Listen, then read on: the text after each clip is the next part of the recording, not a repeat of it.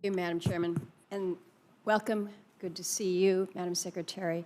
General, thank you for being here and your leadership.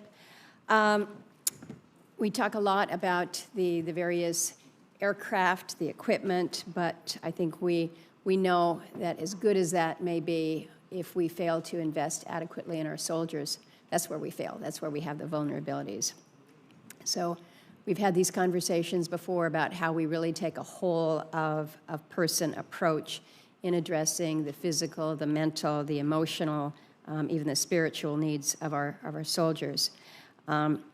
We've had the discussion about conditions in Alaska and some of the challenges that present themselves that often contribute to mental health struggles.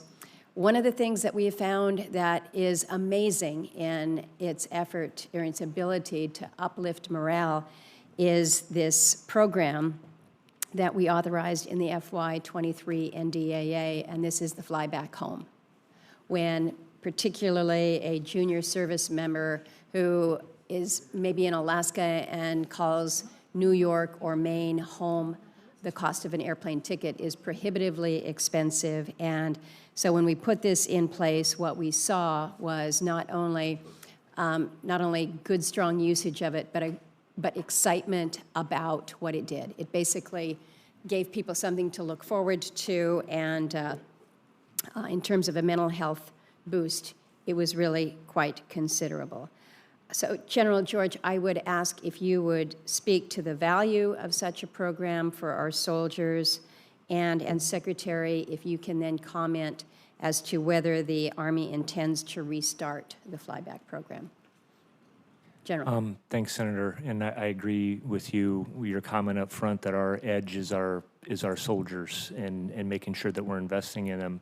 We're really proud. I think a lot of things that we have done, and we have seen General Eifler in the 11th Airborne Division up there, has informed things across the Army.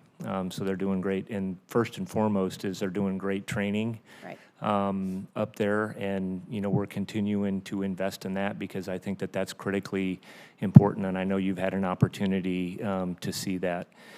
What we like to say is that every location is unique, and we need to be able to do unique things like the Fly Back Home program. That's very unique, you know, given where they're at, and is helpful for us. And I think that we have to look at every installation like that a little bit different. I will tell you that Alaska is near the top. You know, we offer stations of choice.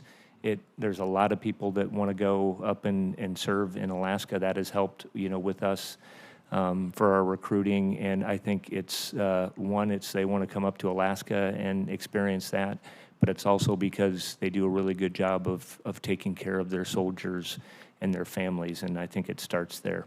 We're making some headway, but again, it's these little things. Secretary, can you comment on whether or not there's any intention to restart the program? Certainly, Senator Murkowski. I think what I'd like to do is, you know, as you know, we have the Fly Home program. We also have the remote conditions and austere incentive pay for Wainwright and Jay Bear, and have spent, I think, over $25 million on that. And then our vice chief right now is really stepping back and reviewing our MTO for the entire 11th Airborne Division to see if we're investing it the way that we need.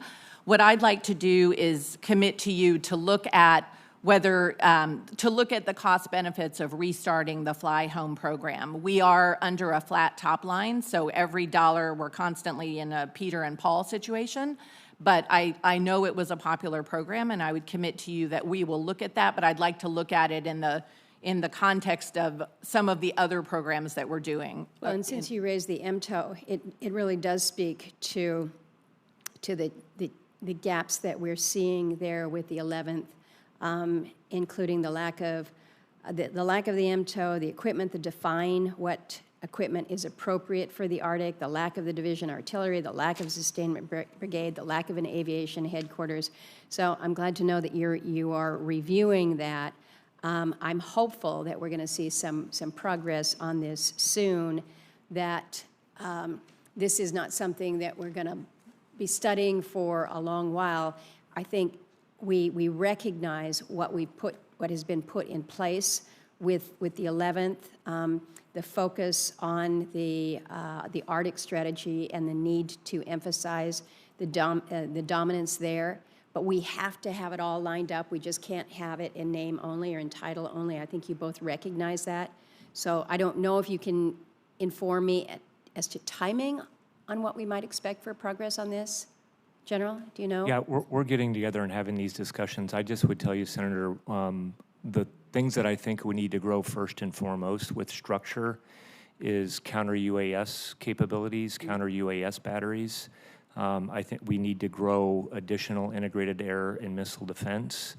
And we need to grow some long-range fire. So we're obviously looking at it. This, total Army analysis is something that we're, need to do. We did upgun the aviation, oversight up there and added some slots to do that, to make sure that we're, kind of have the right oversight up there with that. But I'm just putting it in context that if we're going to grow capabilities, it would be my recommendation that we would grow some of these other things first. I'm not saying that those aren't all, that aren't important, but we would need to grow those other capabilities first. We'll look forward to working with you and getting the updates on this. Thank you, Madam Chairman. Thank you very much.